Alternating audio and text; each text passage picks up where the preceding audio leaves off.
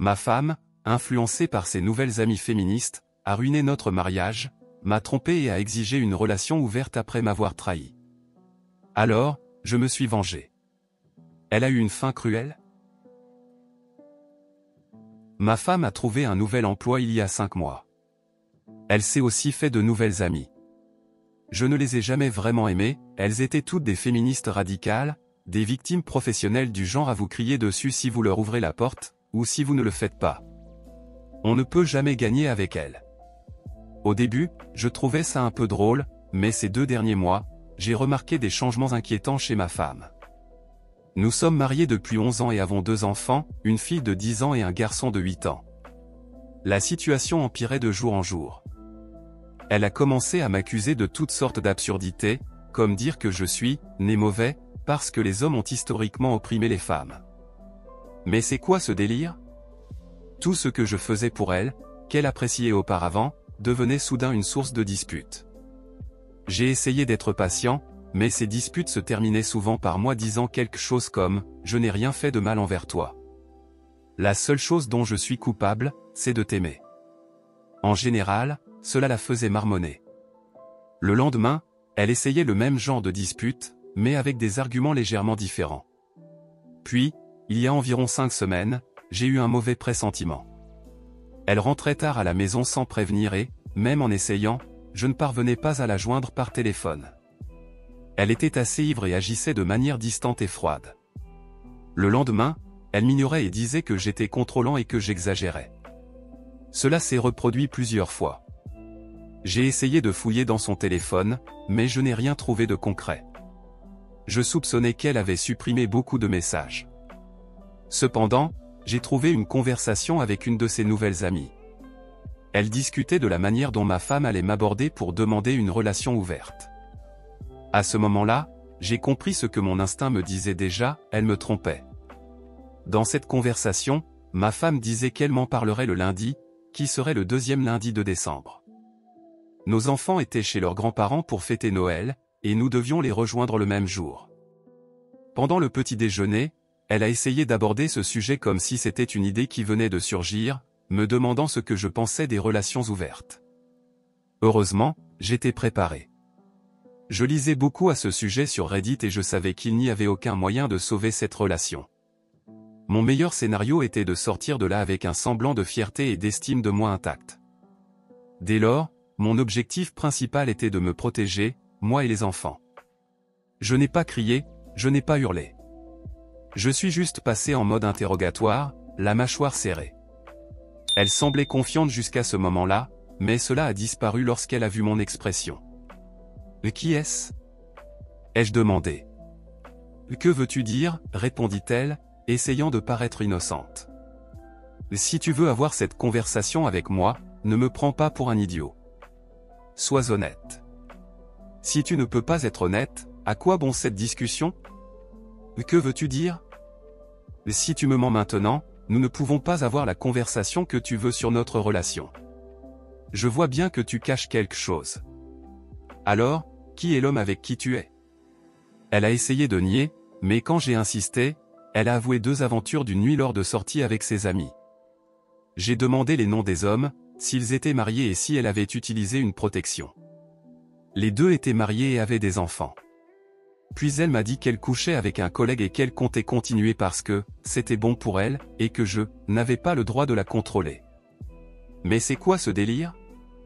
J'ai demandé des informations sur le collègue et obtenu son nom ainsi que celui de sa femme. Il était marié, mais selon elle, il était dans une relation ouverte, comme elle voulait que nous soyons. Elle a même ajouté qu'elle me trouverait des amis à elle. Une d'entre elles est apparemment très intéressée. C'est quoi ce bordel ? J'ai vu cette amie et je ne la toucherai même pas avec une perche de 3 mètres. J'ai dit que je n'étais pas intéressé. J'ai demandé le téléphone de ma femme, et elle m'a montré le schéma pour le déverrouiller. Pendant qu'elle était aux toilettes, je me suis enfermé dans mon bureau. Elle a paniqué, et pendant qu'elle frappait à la porte, j'ai utilisé un logiciel de récupération pour récupérer les contenus supprimés de son téléphone. J'ai fini par obtenir de nombreuses preuves douloureuses en 30 minutes. J'ai également installé une application espionne d'un service en ligne. Quand je suis sorti, j'ai rendu le téléphone et lui ai demandé de partir. Elle a beaucoup discuté, mais je n'ai pas répondu, sauf par des réponses monosyllabiques. Elle ne semblait pas regretter ses actes à aucun moment. Elle criait sur moi, disant que j'étais contrôlant, que je la retenais comme les hommes ont toujours retenu les femmes, que je ne l'avais jamais aimée, qu'elle avait tout à fait le droit de faire ça, qu'elle espérait que j'accepte simplement, que ce n'était pas une grosse affaire, etc. Je n'ai pas répliqué. En fait, je n'ai presque rien dit. Je me suis contenté de faire ses valises pendant qu'elle criait sur moi. Je suis allé jusqu'à la porte d'entrée, où je suis resté silencieux jusqu'à ce qu'elle se calme. Finalement, elle est allée à contre-séance chez ses parents. Pendant qu'elle descendait les escaliers, je lui ai dit qu'elle était maintenant célibataire et qu'elle pouvait faire ce qu'elle voulait, que je ne la contrôlais plus. Mon avocat la contacterait en janvier. Quand elle s'est retournée pour répondre, j'ai simplement claqué et verrouillé la porte. Plus tard, j'ai regardé ses discussions avec ses amis. Elle disait qu'elle était forte, qu'elle avait raison, qu'elle méritait mieux que moi, que mes menaces étaient vaines et que je n'irais pas jusqu'au bout. Tu veux parier? Ce qui m'a vraiment inquiété, c'est qu'elle disait que, si nécessaire, elle pouvait m'accuser de violence domestique. L'une d'elles a expliqué comment elle avait ruiné son ex-mari et tout pris en l'accusant d'abus. J'avais déjà commandé des caméras pour les installer chez moi. Je savais que je devais tout enregistrer désormais. Je n'arrivais pas à croire ce que je voyais. Je ne l'ai jamais menacée de quelque façon que ce soit. Puis elle a commencé à envoyer des messages à son amant pour organiser une rencontre. Ils se sont retrouvés dans un motel, et j'étais complètement sous le choc. Je suis allé en ligne et j'ai recherché l'épouse de son amant. Cela n'a pas pris longtemps avant qu'elle accepte ma demande d'amis sur Facebook. Je lui ai tout raconté, y compris la rencontre au motel. Elle m'a remercié et a raccroché. Quelques heures plus tard, j'ai reçu une vidéo d'elle. Elle était allée au motel et avait confronté les deux. À en juger par les cris, ce n'était pas la première fois que son mari la trompait. Mais tu as refait ça, avec nos enfants? Encore? Je t'ai dit que c'était fini si tu le faisais à nouveau, espèce de salaud. Elle est entrée dans la chambre et a filmé ma femme en train de se rhabiller au bord du lit. J'ai vomi en voyant ça pour la première fois. L'épouse de l'amant a giflé ma femme et l'a poussée. J'ai envoyé un message à ma femme disant que j'avais vu la vidéo du motel et que je ne voulais plus jamais la voir près de moi. On dirait que, pour elle, notre interaction est une compétition pour m'irriter, ou, dans sa tête, elle gagne. Elle est totalement délirante. Je ne comprends rien à tout ça. C'est comme si elle n'était pas connectée à la réalité, comme si elle ne comprenait pas que nous sommes en train de divorcer. Je suis allé dans le groupe WhatsApp de sa famille et j'ai informé que nous divorçons à cause de son infidélité. J'ai remercié tout le monde de m'avoir fait sentir bienvenu et comme un membre de la famille avant de quitter le groupe. J'ai reçu quelques appels et messages de son côté, mais je ne les ai ni lus ni répondu. Je n'ai tout simplement pas l'énergie pour ça. J'ai appelé mes parents et tout raconté. Mon père a envoyé un message à ma femme disant qu'elle ne serait pas la bienvenue pour Noël. Je suis maintenant chez mes parents et j'ai parlé à mon patron. Il m'a donné un congé jusqu'à la mi-janvier pour régler mes affaires. J'ai surveillé les discussions de plus en plus frénétiques de ma femme avec ses nouvelles amies. Je ne pense pas qu'elle ait compris qu'elle a perdu sa famille, que le mariage est terminé, et que ses nouvelles amies et l'amant n'en ont rien à faire d'elle. Elle m'a envoyé plusieurs messages et s'est présentée chez mes parents, exigeant de participer aux célébrations de Noël avec nous. Mon père a menacé d'appeler la police si elle ne partait pas. Maintenant, je cherche des avocats spécialisés en divorce sur Google, pleurant mon âme. Je pense que j'étais sous le choc, mais la douleur m'a frappé de plein fouet depuis que je suis arrivé chez mes parents.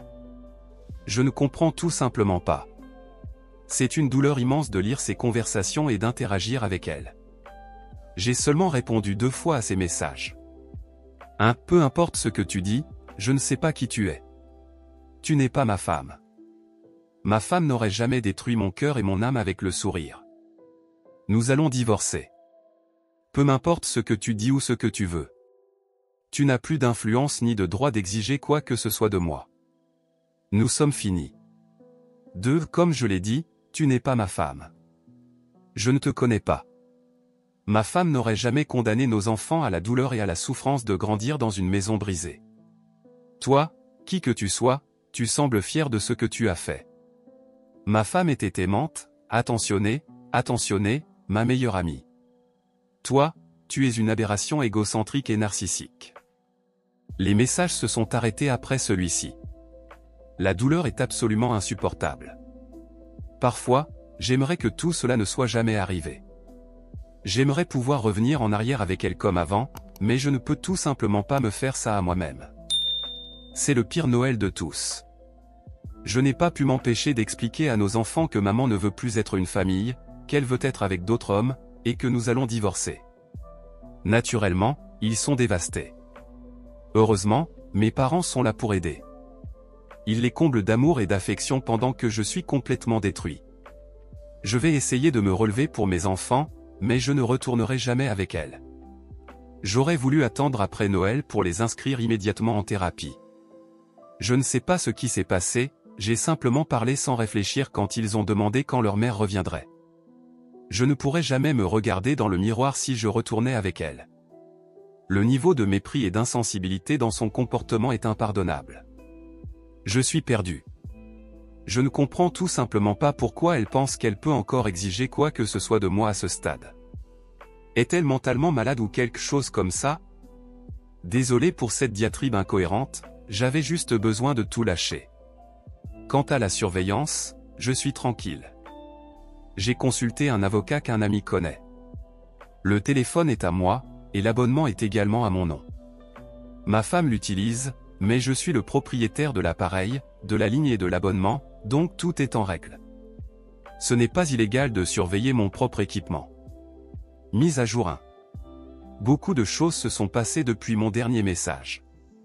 J'aimerais pouvoir dire que j'y ai fait face avec mérite, mais la vérité, c'est que je suis resté pathétique et pleurnichard depuis.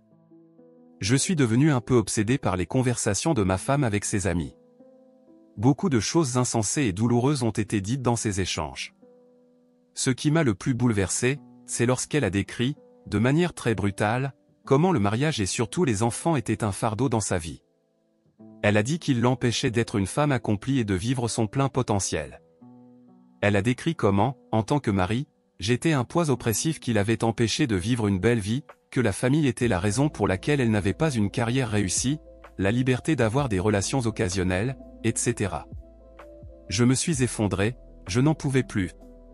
J'ai passé les 30 heures suivantes à lire et relire chaque ligne des emails et conversations que j'avais trouvées, encore et encore. Avec le recul, j'ai réalisé qu'elle ne donnait aucun détail sur comment nous étions réellement un fardeau ou oppressif. Ce n'étaient que des déclarations vagues, sans exemple ni argument pour les appuyer. En réalité, je ne l'ai jamais empêché de faire quoi que ce soit. Je paye presque tout. Le salaire minimum qu'elle gagne avec son emploi à temps partiel ne suffirait pas à subvenir à ses besoins. En vérité, j'ai toujours soutenu ses passe-temps, ses rêves et ses aspirations. Même quand elle suivait ses cours stupides, les uns après les autres, qu'elle abandonnait toujours à mi-chemin, je m'assurais de lui montrer chaque jour que je l'aimais et que j'appréciais tout ce qu'elle faisait pour la famille. Je la gâtais, je l'emmenais sortir et j'étais toujours disponible quand elle avait besoin de moi. Je veux dire, si c'est ça l'oppression, s'il vous plaît, j'aimerais un peu d'oppression moi aussi. Enfin bref, je m'égare. À un moment donné, en lisant, je me suis évanoui. Quand je me suis réveillé, mes 3 meilleurs amis étaient dans la cuisine avec mon père, en train de préparer le dîner. Je connais ces gars depuis que nous sommes enfants. Appelons-les Mike, Bob et Frank. Mon père les avait invités et mis au courant de la situation. Peu après, je me suis effondré à nouveau et j'ai complètement perdu pied jusqu'à vendredi soir. Mike est un ancien militaire. Il a perdu son bras gauche en dessous du coude. Nous étions tous là pour lui pendant sa convalescence et lorsque sa femme l'a quitté.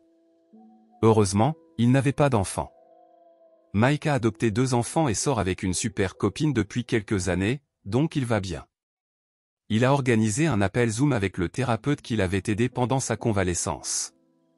Ce dernier m'a énormément aidé à comprendre ce qui m'arrivait émotionnellement, même s'il était spécialisé dans les amputés. Il m'a dit que, malheureusement, de nombreuses femmes quittent leur mari quand ils sont blessés. Ces histoires et exemples m'ont vraiment aidé. Il m'a demandé d'examiner mon âme et mon identité spirituelle, comme si une grande partie de celle-ci était liée à mon mariage et à mon rôle de mari. Cette partie est maintenant morte, et tout comme un amputé souffre de douleurs fantômes pour un membre qui n'existe plus, je vais ressentir une douleur fantôme pour cette partie perdue de mon identité. Nous avons parlé pendant des heures, et je vais mieux depuis. Bob est cadre dans une entreprise de sécurité. Il ne parle jamais beaucoup de son travail. Je ne sais pas vraiment ce qu'il fait, mais il vit très confortablement. Bob a contacté un cabinet d'avocats sous contrat avec son entreprise, et dimanche matin, je discutais avec un avocat que je n'aurais jamais pu me permettre dans mes rêves les plus fous. Bob a toujours été un grand nerd et a beaucoup souffert à l'école. Il m'a dit de ne pas m'inquiéter pour les frais, qu'il couvrirait tout. Il était heureux de pouvoir enfin me rendre l'appareil pour toutes les fois où je l'avais défendu et pris des coups en intervenant contre les brutes qui le harcelaient. Frank est professeur dans une école, marié et père de 7 enfants. Oui, 7. Mes enfants l'adorent, tout comme le reste de sa famille. Frank s'est assuré que mes enfants soient bien pris en charge pendant que j'essaie de me réorganiser et de remettre ma vie en ordre. Hier a été une journée très chargée. Elle a commencé par un test de dépistage des MST tôt le matin. Ma femme, cette traîtresse, m'a transmis la chlamydia. Je devrais refaire un test dans 6 mois. Quel enfer! Ma pitié pour moi-même s'est transformée en pure colère en découvrant cela. Pour moi, c'est fini. Maintenant, c'est sérieux. Je veux obtenir la garde exclusive. Je ne lui laisserai rien si je peux l'éviter. L'avocat a réussi à retrouver l'ex-mari de l'amie féministe de ma femme, celle qui s'était vantée de l'avoir détruit. Cela a été très facile grâce aux documents judiciaires, ce à quoi je n'aurais jamais pensé. Je lui ai parlé sur WhatsApp. Il m'a beaucoup remercié, mais il m'a également raconté tout ce que ce parasite lui avait fait. Maintenant, je sais à quoi m'attendre de ma future ex-femme. C'était révoltant. J'étais prêt à me battre, mais après notre conversation, je me prépare pour une guerre. C'était déchirant d'entendre comment il s'était retrouvé sans abri et avait à peine vu ses enfants ces 4 dernières années, tout cela basé sur les mensonges de son ex-femme. J'accepte d'être désavantagé en tant qu'homme dans le système judiciaire, mais je vais m'assurer de disposer de tonnes de preuves. Mon avocat a suggéré une offensive préventive avec une ordonnance restrictive en raison des commentaires négatifs et agressifs de ma femme sur les hommes en général, notamment parce que notre fils grandirait dans une maison avec une figure parentale ouvertement anti-masculine, ce qui est évidemment très préjudiciable. Alors, je demande la garde exclusive. J'ai demandé à l'avocat de lancer la procédure. Elle devrait être informée de l'ordonnance restrictive aujourd'hui. J'ai eu un appel Zoom avec ma future ex-femme. Rappelez-vous qu'elle ne m'avait pas contacté depuis qu'elle était apparue à la porte de la maison de mes parents pour se disputer avec mon père. Elle n'avait pas non plus cherché à voir les enfants, ni à contacter qui que ce soit. Clairement, elle ne se soucie de personne parmi nous. L'appel a été absolument bizarre. Elle était très apprêtée, avec un décolleté plongeant. Il était évident qu'elle essayait de paraître à son meilleur. Je ne l'avais pas vue aussi maquillée depuis des années. Pendant toute la conversation, elle a tenté de me provoquer pour me mettre en colère. J'ai réussi à rester calme. Mon avocat m'avait indiqué ce que je devais demander. Apparemment, il est très positif d'essayer un divorce à l'amiable avant de demander un divorce contentieux. J'enregistrais la conversation. Je lui ai même dit que c'était le cas, et bien sûr, elle n'a pas déçu. Elle a commencé par une déclaration absurde sur le fait qu'il existe 2 types de pénis, un qui reste plus ou moins de la même taille qu'il soit en érection ou non, et un autre type qui rétrécit ou grandit selon qu'il est en érection ou non. Mais c'est quoi ce délire? Qui commence une conversation avec son mari de cette façon? Ensuite, elle a commenté qu'elle avait hâte que les restrictions actuelles soient levées pour pouvoir explorer cela personnellement. Je lui ai simplement répondu que je n'étais pas intéressé par ses passe-temps et que je voulais juste discuter de notre divorce. Elle est devenue ouvertement hostile lorsque je n'ai pas réagi à ses provocations et que je ne me suis pas mis en colère comme elle le souhaitait. À un moment donné, elle a dit qu'elle allait aux toilettes et s'est mise en sourdine. Je l'ai vue discuter avec ses amis sur ce qu'elle pourrait faire contre moi. Elle m'a insulté plusieurs fois pour rien, simplement parce que je suis un homme. À plusieurs reprises pendant l'appel, j'ai eu la curieuse impression que, pour elle, tout cela était une sorte de jeu, qu'elle était aux commandes et que je n'avais d'autre choix que d'accepter tout ce qu'elle voulait. Nous n'avons fait aucun progrès réel concernant le divorce. Alors, j'ai conclu, très bien, ce sera un divorce contentieux, alors. Au fait, tu m'as transmis la chlamydia. Et, contrairement à toi, je n'ai couché avec personne d'autre. Alors, tu ferais bien d'aller à la clinique. Elle a simplement froncé les sourcils comme pour dire, tu as raison. Je ne te crois pas. Je n'ai sincèrement aucune idée de ce qui se passe avec elle, et, à ce stade, je ne m'en soucie plus. J'ai envoyé l'enregistrement à l'avocat, et il a été choqué, c'est le moins qu'on puisse dire. Tout le monde pense que ma femme est folle en ce moment. Et peut-être qu'elle l'est. Comme son téléphone est à mon nom, je peux utiliser les relevés de chat au tribunal. Il s'avère que c'est totalement légal de surveiller mon propre appareil autant que je le souhaite. Après notre appel, il y a eu une discussion frénétique entre les parasites.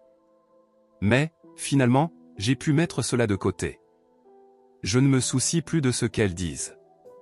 L'avocat est confiant que nous allons gagner, à moins qu'il y ait quelque chose que je n'ai pas encore mentionné. Alors, nous y voilà. Ça fait encore mal, mais maintenant je peux traiter cela comme une douleur fantôme. J'ai cessé de m'apitoyer sur mon sort et je vais droit à la jugulaire, sans faire de prisonnier. Je dois me protéger, ainsi que mes enfants. Je vais bien. Mes enfants iront bien. Je vais m'assurer qu'ils reçoivent toute la thérapie dont ils ont besoin. Ma future ex-femme ne sera bientôt qu'un lointain souvenir, et je vais commencer à construire une vie nouvelle et meilleure. Aujourd'hui, j'ai découvert qu'elle savait pour la chlamydia, qu'elle avait suivi un traitement, mais qu'elle ne m'en avait rien dit. Cette garce. Quel enfer! Elle en plaisantait et en riait avec ses nouvelles amies. Mise à jour 2. Je reçois beaucoup de commentaires disant que je suis fort ou que, d'une certaine manière, je gagne dans cette situation. En relisant mes posts, je peux voir que ma colère transparaît dans la situation, et je peux paraître défiant et confiant. La vérité, c'est que je ne le suis pas. Je voudrais que tout cela ne soit jamais arrivé, que ma famille soit encore intacte et que j'ai une vie longue, tranquille et confortable devant moi avec ma femme, pendant que nos enfants grandiraient et feraient leur propre chemin. Personne ne gagne ici. Ma femme a déraillé et tout le train est en feu dans le fossé. Je ne sais pas ce qui lui arrive. Elle refuse de chercher de l'aide pour d'éventuels problèmes mentaux et agit comme si tout allait bien. Pourtant, elle ne montre aucun remords ou regret. Elle agit comme si j'étais irrationnel de ne pas accepter tout ce qu'elle veut, et elle a à peine parlé aux enfants depuis le jour J. Je divorce d'elle, je prends des mesures et je vais de l'avant avec la séparation de nos vies parce que je n'ai pas le choix. Son comportement ne m'a laissé aucune alternative, et maintenant il n'y a plus de retour en arrière possible. J'aurais tellement voulu que cela ne soit pas nécessaire. Je ne pourrai jamais lui faire confiance à nouveau. Je pleure tous les soirs, non seulement pour ma propre perte, mais aussi parce que mes enfants vont maintenant grandir dans un foyer brisé. Cela me brise également le cœur de savoir qu'en réalité, mes enfants n'ont plus de relation fonctionnelle avec leur mère. Question: comment répondre à la question de votre enfant, pourquoi maman ne veut-elle plus me voir? Elle ne m'aime pas? Comment diable répondre à cela? Si quelqu'un sait, s'il vous plaît dites-le moi, car je n'en ai vraiment aucune idée. Tous les jours, je me réveille en me disant que mon cœur a déjà été brisé en tellement de morceaux qu'il ne peut plus se briser davantage, pour être contredit jour après jour. Ma femme ne sait toujours pas que je peux surveiller ses communications, ou bien elle s'en fiche simplement. Elle est convaincue à 100% que je ne la quitterai jamais, et que ma réaction à son comportement est totalement injustifiée. Elle continue de se plaindre et de me critiquer, ainsi que notre mariage et nos enfants, auprès de ses amis. Je ne comprends pas pourquoi elle nous déteste autant. Nous n'avons rien fait de ce qu'elle nous accuse, comme elle le raconte à ses amis. Comme je l'ai mentionné auparavant, mon avocate a obtenu une ordonnance de restriction temporaire contre elle. Il y a eu une audience hier matin et, comme il n'y avait pas de nouvelles menaces directes, l'ordonnance n'a pas été prolongée. Mon avocate a suggéré d'utiliser le fait qu'elle m'ait intentionnellement infecté comme un moyen de la pousser à accepter un divorce à l'amiable. J'aimerais que nous puissions nous séparer de manière raisonnable. Je déteste devoir la voir comme une ennemie et toujours présumer le pire résultat possible. Si elle voulait me quitter, je pourrais vivre avec cela. Mais pourquoi m'obliger à traverser ce processus extrêmement hostile? Pourquoi fait-elle tout son possible pour blesser les personnes qui l'ont le plus aimé dans le processus? Quel avantage en tire-t-elle? J'apprécierais toute opinion à ce sujet, car cela n'a aucun sens pour moi. Si je vais au tribunal, je devrais probablement lui verser une somme correspondant à sa part de la maison, etc. Je ne serai probablement pas responsable de la pension alimentaire, et comme elle ne montre aucun intérêt pour les enfants, j'espère obtenir leur garde si nous allons au tribunal. Quoi qu'il en soit, mon avocate a suggéré d'essayer de parvenir à un accord pour un divorce à l'amiable. J'ai accepté, et nous allons nous réunir avec ma future ex-femme et son représentant. J'espère que ce sera cette semaine. L'ex-mari qui a été dupé par la menteuse manipulatrice a passé le réveillon du Nouvel An avec moi et les enfants. L'injustice du système judiciaire envers les pères est incroyable. Maintenant, je n'ai plus d'illusions sur le fait que j'obtiendrai un procès équitable si nous allons au tribunal. Son ex a menti effrontément, le tribunal a tout accepté comme vrai, sans aucune preuve. Il a à peine vu ses enfants depuis, a été contraint de payer des sommes absurdes en pension alimentaire, et cela l'a pratiquement détruit. Il a pensé à tout arrêter définitivement, mais avec les nouvelles preuves qu'il a reçues de moi, il a retrouvé de l'espoir. Nous avons tous les deux parlé à mon avocate, et elle a suggéré qu'il garde les preuves jusqu'à la réunion avec ma femme et son avocate. S'il agit maintenant, nous montrerons que nous avons accès à toutes leurs communications. L'objectif de mon avocat est de conclure le divorce le plus rapidement et le plus tranquillement possible. À ce stade, tout ce que j'espère, c'est me débarrasser d'elle. Si elle décide de se battre, cela pourrait traîner pendant très longtemps. Cela me stresse énormément, et j'ai juste besoin de me libérer. Mise à jour 3. Malheureusement, la situation étrange continue. La réunion avec mon avocat et mon ex a eu lieu hier après-midi.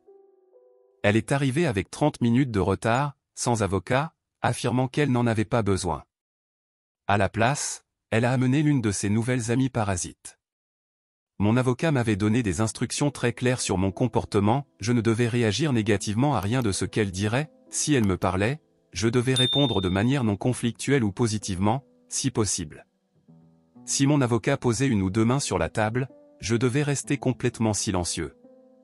Elles sont donc arrivées en retard. La parasite a tenté de m'insulter et de me provoquer de toutes les manières possibles. Mon ex a fait de même.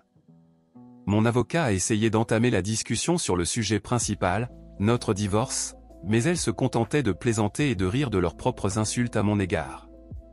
C'était vraiment embarrassant à voir.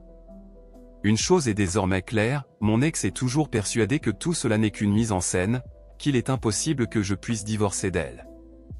Dans sa tête, seule elle peut divorcer de moi, et uniquement si elle le souhaite. Et si elle le fait, elle pense qu'elle obtiendra tout. Je suis resté assis à me dire, mais qu'est-ce qui se passe ici?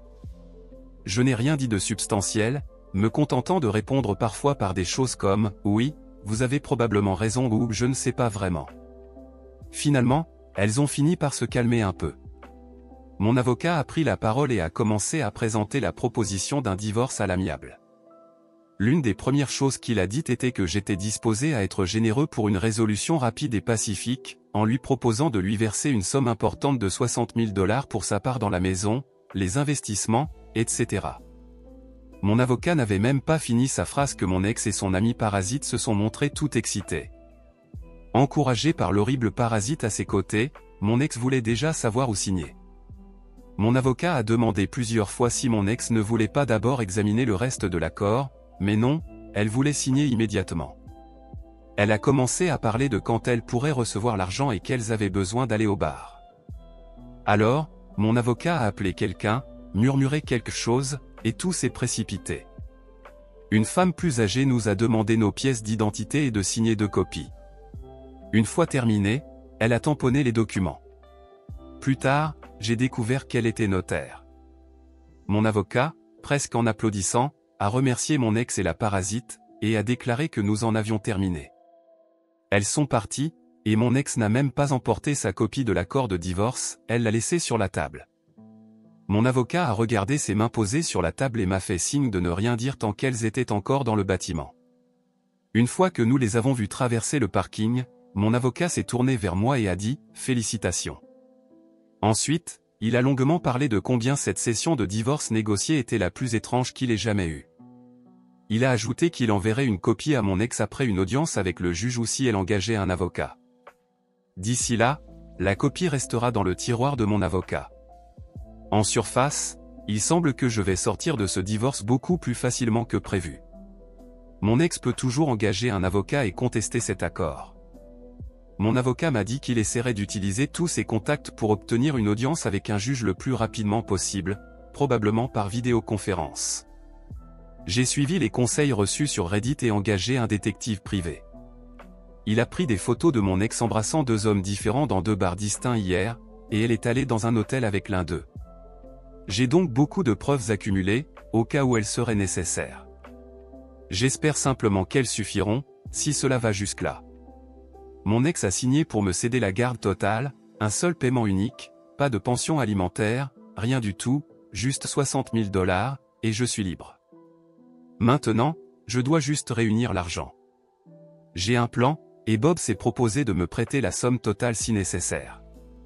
Cela ne me semble toujours pas réel. Je m'attends totalement à ce qu'elle tente quelque chose. D'où mon avocat agressif et je t'accuse de violence domestique. Mon avocat m'a conseillé de rester discret, de payer tout ce que je paie normalement, et de ne pas créer de problème. Le conseil est, ne parler à personne que nous connaissons tous les deux, rester silencieux et attendre. Ne rien répondre, ne rien initier, jusqu'à l'audience. Maintenant, je dois juste être patient et espérer le meilleur. Hier, l'audience a eu lieu, et je suis essentiellement divorcé. Il faudra entre 4 et 6 mois pour que les papiers soient officiels, mais à ce stade, il n'y a pratiquement rien que quiconque puisse faire pour changer le résultat. La seule option serait que mon ex-femme et moi décidions ensemble d'arrêter le processus. Je suis tellement épuisé. Je ne sais plus depuis combien de jours je n'ai pas dormi.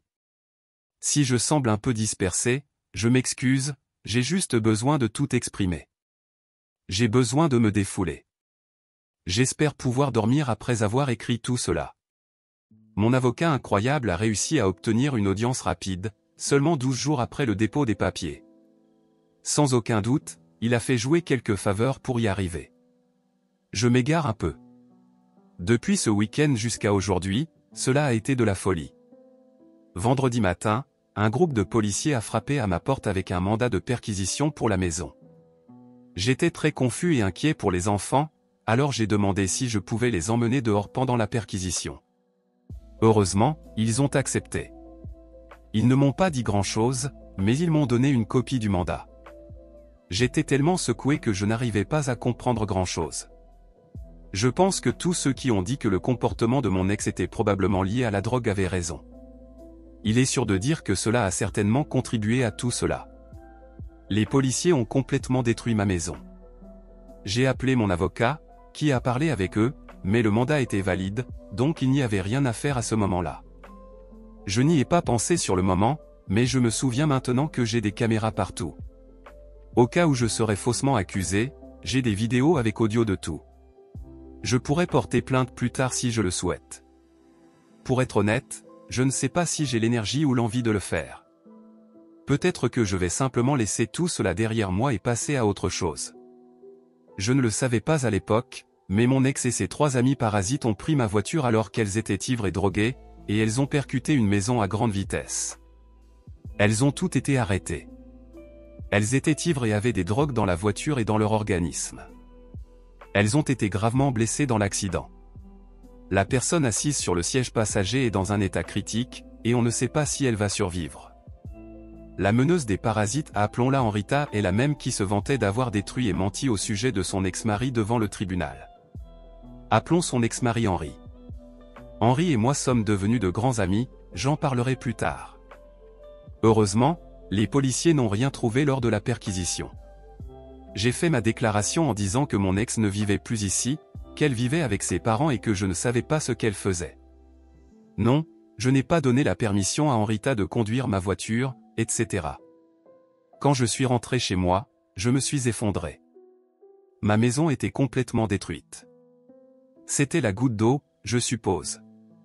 La seule chose qui m'est venue à l'esprit a été d'appeler mon père, qui m'a emmené, moi et les enfants, chez ma mère.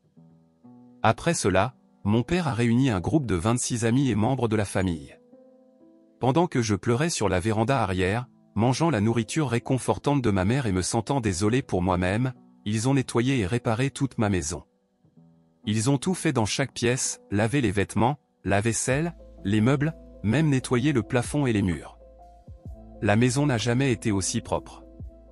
Ils ont même réparé de petites choses, comme des poignées de porte lâches, etc. Je n'arrive tout simplement pas à croire qu'ils aient fait ça pour moi. Je n'ai aucune idée de comment je pourrais leur rendre l'appareil. Je suis passé de pensées dépressives à me sentir bien pendant le week-end, grâce à eux. Les policiers ont trouvé plus de drogue chez Henrita, mais son petit ami n'était pas là, et il n'y avait pas de nounou. Les enfants étaient seuls. Les services de protection de l'enfance ont pris les enfants, et Henri a obtenu la garde temporaire d'urgence samedi. Après avoir montré au juge les conversations combinées avec l'abandon et les drogues, il a obtenu la garde sans grande difficulté. Henri est ravi de bonheur. Il avait à peine vu ses enfants ces dernières années. Il économisait de l'argent pour se battre en justice contre Henrita quand tout cela est arrivé. Il doit encore aller au tribunal pour rendre la garde permanente, mais les chances sont désormais en sa faveur. Tout le monde pense qu'Henrita devra purger une peine, et si son ami ne survit pas, ce sera probablement une peine très lourde. Après cela, Henri va essayer de demander une pension alimentaire et une compensation pour tout ce qu'Henrita a fait, mais il n'a pas beaucoup d'espoir à ce sujet. Pour être honnête, je pense qu'il ne veut pas perdre de temps à se battre en justice. Il veut être avec ses enfants et s'assurer qu'ils aient une bonne vie. Il est clair qu'Henrita a été très négligente envers eux. Bob a été d'un grand soutien et a trouvé un appartement pour Henri à louer grâce à un ami. Je me rends compte que je ne sais pratiquement rien de la vie privée ou professionnelle de Bob, et j'ai l'intention de changer cela. Quoi qu'il en soit, je m'éloigne encore du sujet. Henrita était au volant lorsqu'elle est sortie de la route et a percuté la maison. Elles ont été gravement blessées, en raison de la situation, de l'alcool et de la drogue, des mandats de perquisition ont été émis pour toutes les personnes impliquées. Mon ex était encore enregistré comme résident dans ma maison. Dimanche, j'ai décidé que je vendrais cette maison et que je déménagerais dès que possible. J'ai peur que cela puisse se reproduire. Dimanche, j'ai reçu un appel de ses parents. Leur maison a également été perquisitionnée. Ils ont rendu visite à leur fille en prison samedi et ne font plus confiance à rien de ce qu'elle dit. En résumé, ils sont venus me voir dimanche pour discuter et j'ai découvert qu'elle leur avait menti surtout les nuits où elle sortait faire la fête et me trompait. Elle leur disait qu'elle restait avec moi et que nous essayions de résoudre les choses. Ils n'avaient aucune idée de ce qui se passait réellement ni de ce qu'elle m'avait fait, à moi et à nos enfants. Ils savaient qu'elle avait trompé, mais ils pensaient que c'était une erreur isolée due à l'ivresse. C'est ce qu'elle leur avait essentiellement raconté. Lundi, ma femme m'a appelé pour me demander de payer sa caution. Elle s'élevait à 15 000 $, et ses parents avaient déjà dit non. Après en avoir discuté avec mon avocat, il a préparé des documents stipulant que la caution serait déduite de l'accord à condition que mon ex se présente au tribunal et que la caution soit restituée. L'accord incluait sa mère comme responsable du reste de la somme. Mon avocat ne voulait pas que mon ex ait des excuses pour manquer l'audience, alors il m'a suggéré de la faire libérer. Mon ex n'a pas eu d'autre choix et a signé. Elle a été libérée lundi après-midi. Selon ses parents, elle a refusé de respecter les conditions qu'ils ont imposées pour qu'elle continue à vivre chez eux, des conditions comme arrêter la drogue, s'engager dans une cure de désintoxication, être transparente, s'éloigner des mauvaises fréquentations, etc. Apparemment, elle a quitté la maison de ses parents mardi et est allée vivre chez une de ses nouvelles amies. Elle ne s'est pas présentée à l'audience et, après avoir montré tout au juge, y compris les événements du week-end, j'ai obtenu la garde exclusive. L'accord a été conclu conformément à ce que nous avions établi. Cela a été rapide, seulement 30 minutes, et il faudra de 4 à 6 mois pour que tout le processus administratif soit terminé. Mais, en pratique, c'est fait. Il n'y a vraiment rien qui puisse être fait pour empêcher cela maintenant. Et cela nous amène à aujourd'hui. Je n'ai pas pu dormir. Tout le monde me félicite, comme si j'avais remporté une grande bataille, mais je n'ai certainement pas l'impression d'avoir gagné quoi que ce soit. C'est une pure douleur. J'aime toujours ma femme.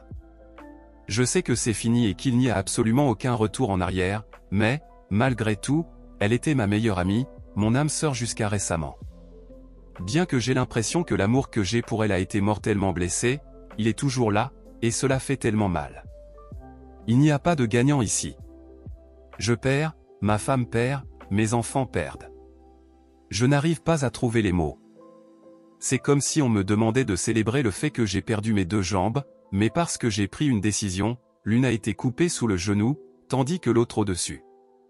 Quand les gens me félicitent, c'est presque comme s'ils me louaient pour avoir sauvé la moitié d'une jambe tout en perdant les 2. Donc, je n'arrive vraiment pas à dormir. Et, quand je dors, je suis tourmenté par d'horribles cauchemars qui me réveillent en sueur froide. Je me plains un peu ici, désolé. Quoi qu'il en soit, aujourd'hui, j'ai reçu un appel de l'hôpital m'informant que mon ex est hospitalisée.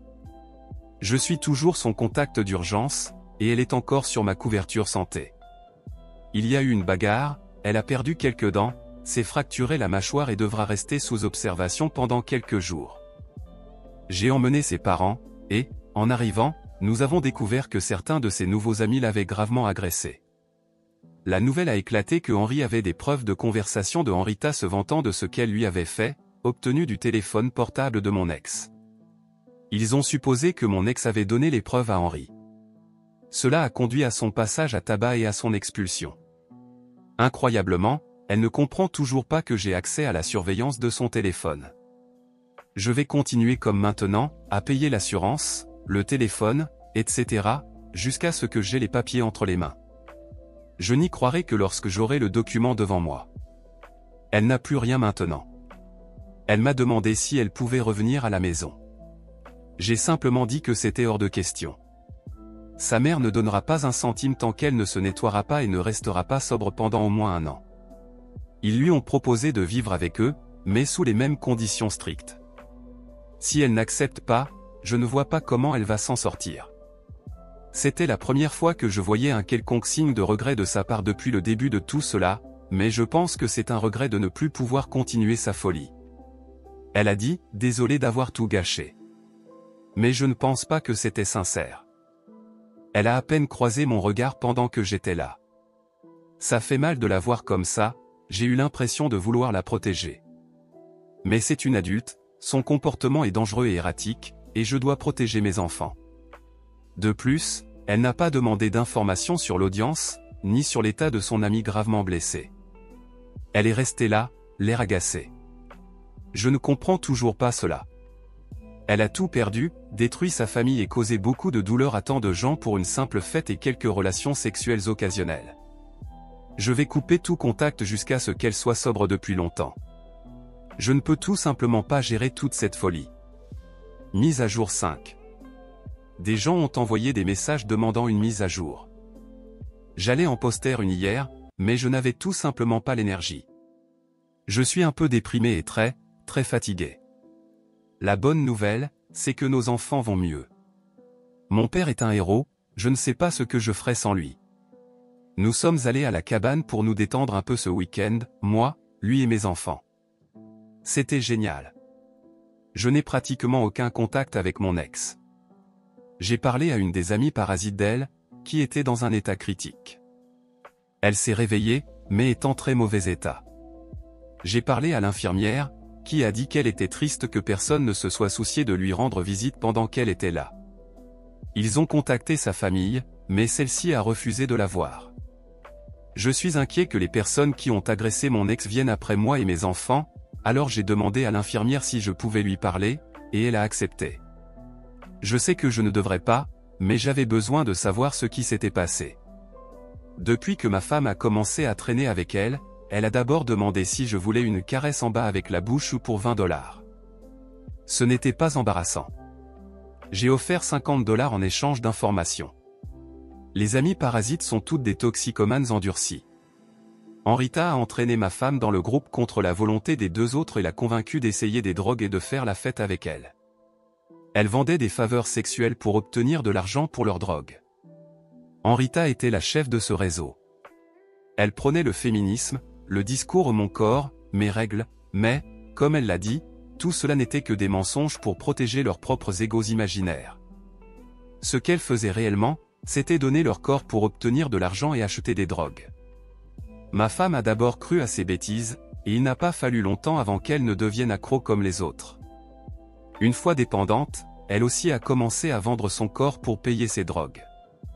Ce n'est pas facile d'entendre que la personne que vous aimiez le plus est transformée en cela à cause des drogues. Tout cela explique maintenant pourquoi elle voulait juste de l'argent. Selon ce qu'on m'a dit, c'était des drogues dures. Personne ne lui a rendu visite parce qu'elle a volé, trahi et menti à tout le monde dans sa vie, et personne ne veut plus rien avoir à faire avec elle. Elle m'a dit, sans ciller, à quel point elle était triste d'avoir survécu. Elle n'a aucun espoir pour l'avenir et ressemble à un cadavre ambulant sans maquillage. C'était douloureux. J'ai été dévasté rien qu'en l'entendant, et j'ai beaucoup pleuré pour ma femme. Je ne la défends pas, elle a fait le choix de jouer avec ces choses et elle a perdu. Maintenant, elle va en payer le prix. Elle m'a également tout raconté, y compris sur toutes les personnes qui ont battu mon ex. Je parlerai de cela plus tard. Henrietta a été accusée de menaces de mort, résistance à l'arrestation, possession de drogue, trafic de drogue impliquant des enfants, négligence d'enfants, conduite en état d'ivresse, dommages matériels et vol de voiture. Elle a été privée de caution car elle est considérée comme un risque de fuite et va probablement rester en prison pendant un bon moment. Du moins, je l'espère. Avant de continuer, je tiens à remercier ceux qui m'ont contacté avec leur expérience sur la gestion des toxicomanes. Beaucoup m'ont averti que mon ex pourrait essayer de se faire du mal maintenant que les choses s'effondrent.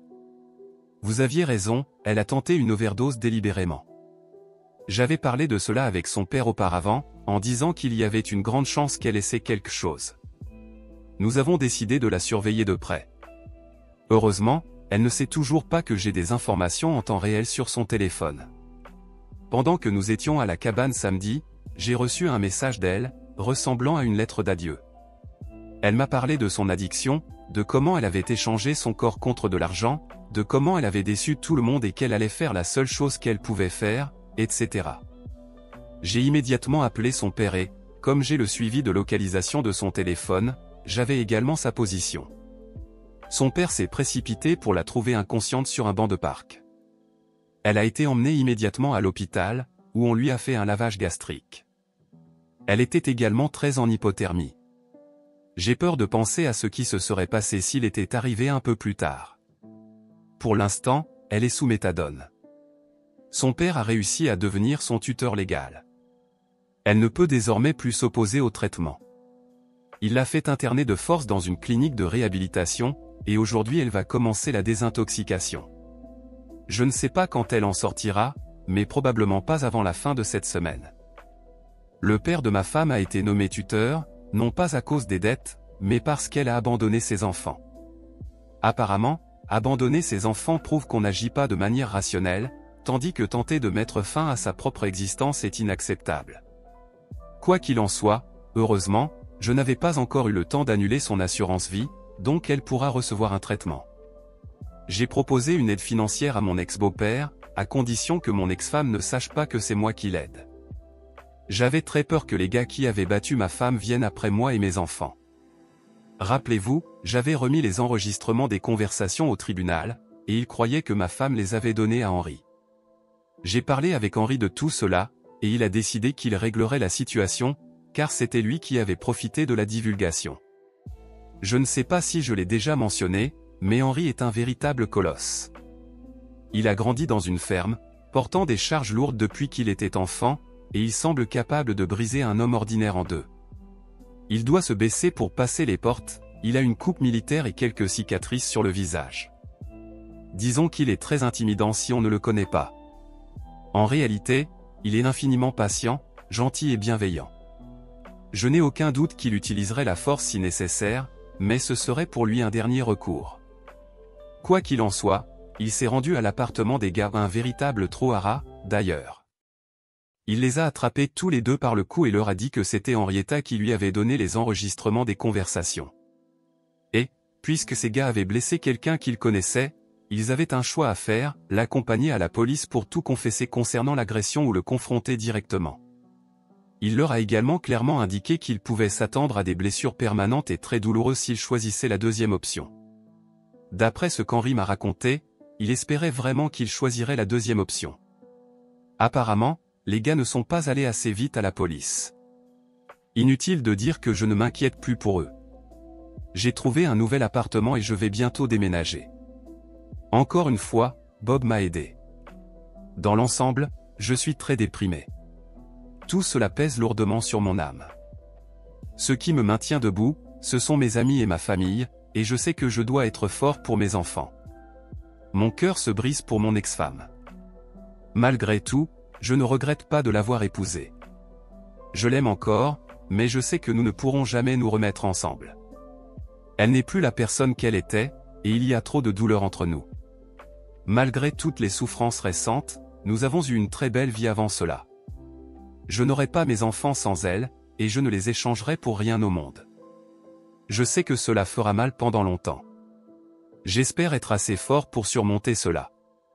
Curieusement, la nouvelle de l'addiction de ma femme a aidé mes enfants à gérer la situation. C'est beaucoup plus facile de leur dire que maman est malade et qu'il faudra beaucoup de temps pour qu'elle guérisse. Elle les aime toujours, etc. Pour l'instant, je suis triste et fatigué.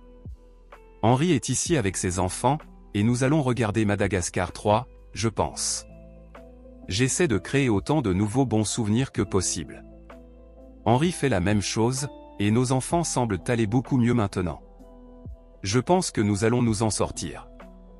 Dernière mise à jour.